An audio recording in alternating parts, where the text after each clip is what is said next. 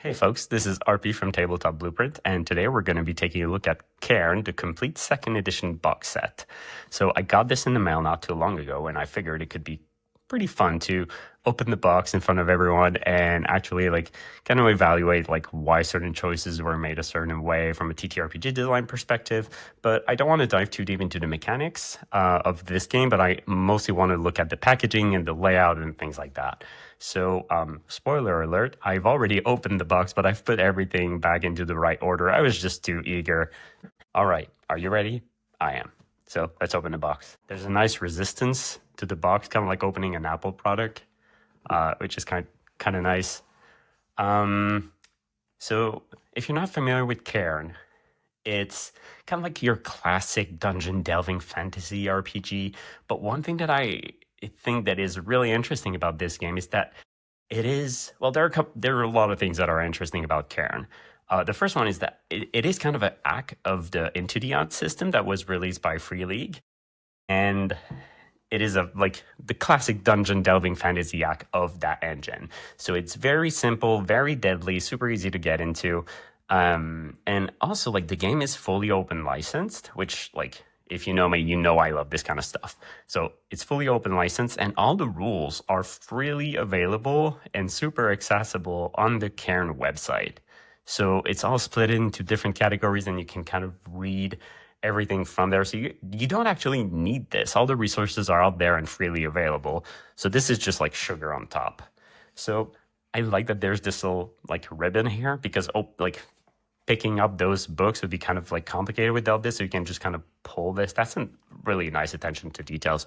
Oh, that box, there's a lot of stuff in there. So we have the full Cairn Warden's Guide. So the Warden is what they call the GM, essentially. But one thing that I find really interesting is that, let's put that aside for a second. We have the player's guide here. So, no, did I destroy the ribbon? No. Okay. So much for this. Okay, there's a lot of stuff. So, we have the player's guide, but wait. We have the player's guide, but wait. We have the player's guide. And those things are not pamphlets, they're actual booklets. So, I think I've never seen a game do this before, and maybe that's just me, but if you have seen a game do this before, please drop a comment because I want to learn more about that thing. But I think this is so interesting because traditionally, I don't know for you, but my players don't read the games that we play. Even if we're playing my games, I can't even tell them, please read this pamphlet game that I made, and we're going to be playing this for the next 10 weeks, and they won't even do it. So the fact that Cairn has decided to essentially print the player's guide and make a bunch of rules accessible to the players and make it a separate booklet and print it 3 times. So it's not just a character sheet, but the game is actually kind of engaging and wants to engage with the players. It wants to tell the players, this is all you need to know about the game. And it's not that heavy and it's all properly organized. So go take a look. Here's a booklet that is entirely for you and there are multiple copies of it. But the fact that there's 3 of them is a very nice attention to details. Then we have an adventure anthology. So again, a little booklet filled with adventures. Put that aside. So this is the DM screen. So I don't think the camera is going to be wide enough for me to show it completely. So I'm going to just move things. So I'm going to start with the art. It's quite wide. So we have the art. This is so cool. I love the vibe. It's not the kind of art style that you see often in traditional dungeon delving fantasy games, but I think this is super cool. It really puts Cairn aside in terms of vibe and aesthetic. So you have all the rules and tables, procedures, NPC generation all laid out in there. So you can put this in front of you while you're playing. This is very cool. I really like this. And again, another thing that I haven't seen a lot of RPGs do. So this is the character sheet. But there's not only one of them. It is an entire little thing here that's just filled with copies. Kind of like if you were buying this at a Staples or something. Also, the art here is really, really cool. I like it. I'm a big fan of beautiful character sheets, but I like when they are very accessible. I think this one accomplishes this because if you look at character sheets for games like Borg is a very over-the-top kind of game, and it makes sense that the character sheet is also over-the-top. And like, I think there's a simplified version. I may be wrong here, but what I like about this is that this one is very, very thematic.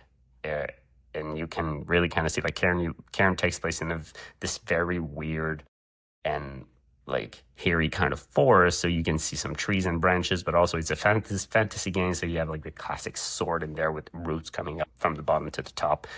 Like, this is straight up beautiful, but again, it's not over the top, and you can still read everything in there very easily, which I am a big fan of.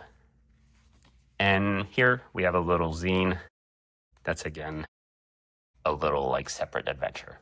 So that's for the content of the box. So what I'm going to do is put everything back over there and look at the Warden's Guide. So again, I'm not going to dive into the mechanics of the game. So if you want to read it, they're all available online. So go do that. Like, the designer, Yochai, really like made something really, really sweet here. So let's talk about this spread here. So design-wise, I think that like it's minimalist, but it was made on purpose.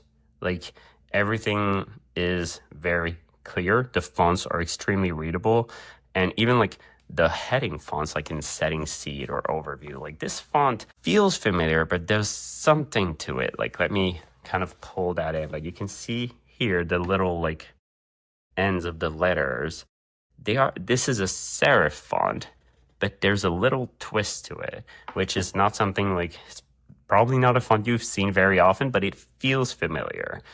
And like, you can kind of see that like this is the H1, right? So we have the H2 over there with Overview, but then we have some H3s, like Edding 3s, and those ones, I'm pretty sure it's using the same font as this, but they decided to uppercase all the letters, which is nice. Like, you can, like, you really see, no, actually, this is the H3. So people is the heading 3, and then culture is probably heading 4, or just like a table heading. So in terms of like separation, like the levels of content, we have H1, H2, and H3, and it's, I think, all using the same font. But what's different here is essentially like the spacing in between like this and the spacing below, and also the font size. So all pretty standard. But then here for the H4, instead of just making people like this using the same font and just reducing the font size again, which may have been a bit hard to read or perhaps not too different from actual text below, they just decided to uppercase it. And I think that's great. This is a brilliant trick. I use it all the time. So apart from that, the font, like, again, it's simple but extremely readable.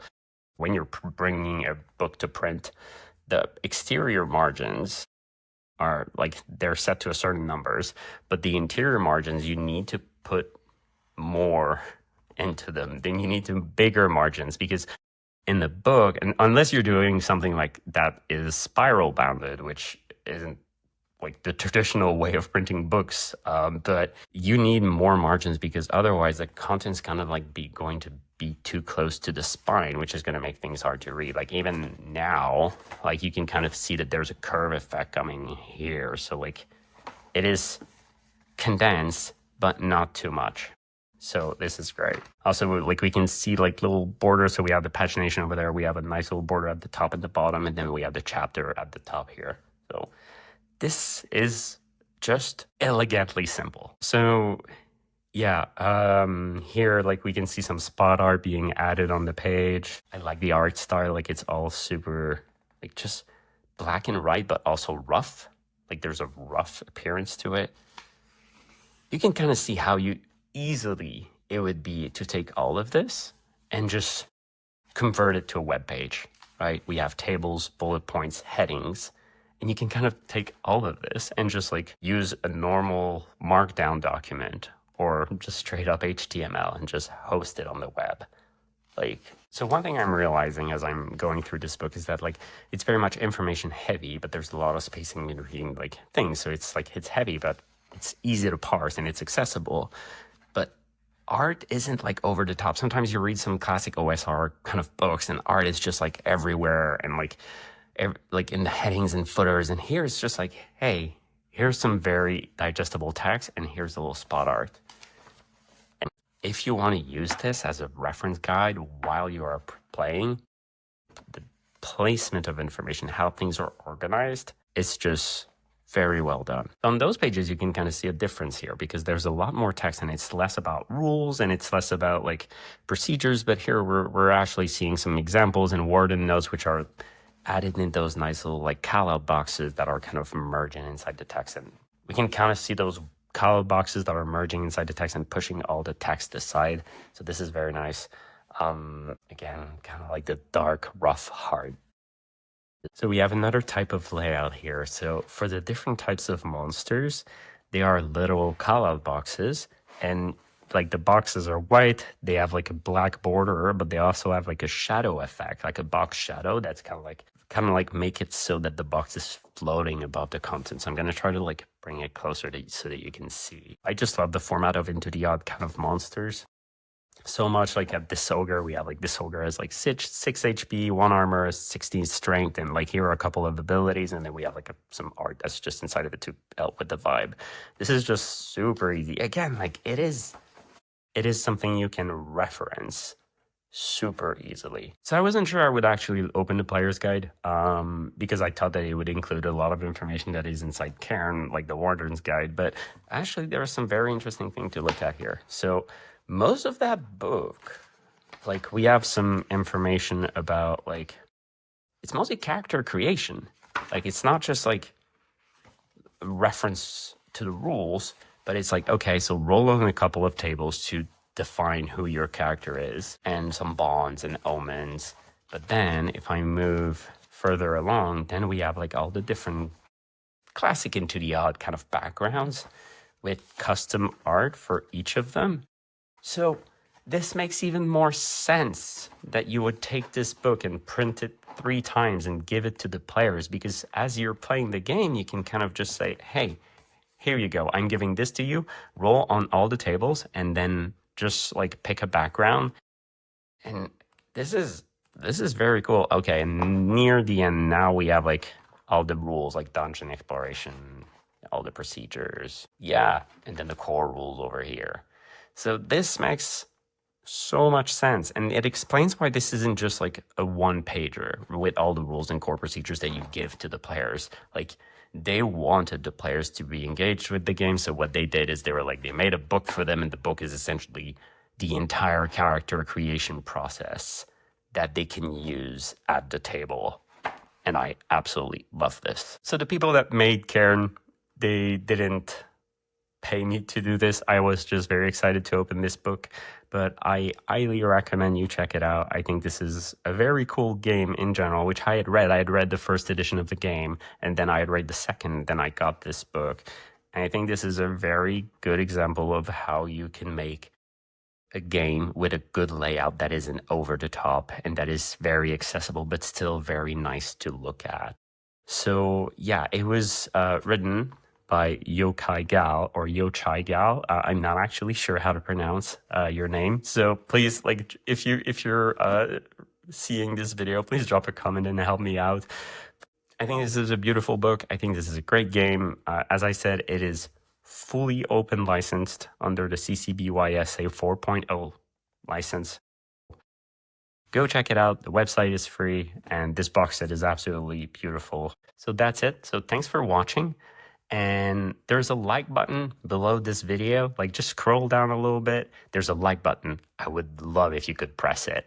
Also, if you love this video, I'm gonna make, like, just tell me, drop a comment and tell me that you liked it. And if you want me to cover books and look at their layout and things like that. If you want me to talk more about game mechanics also, like, just tell me. And there's a subscribe button as well, not very far from the like button. Click on this as well, and then you'll be notified like when I release new things. So thanks again for watching, and until next time, cheers.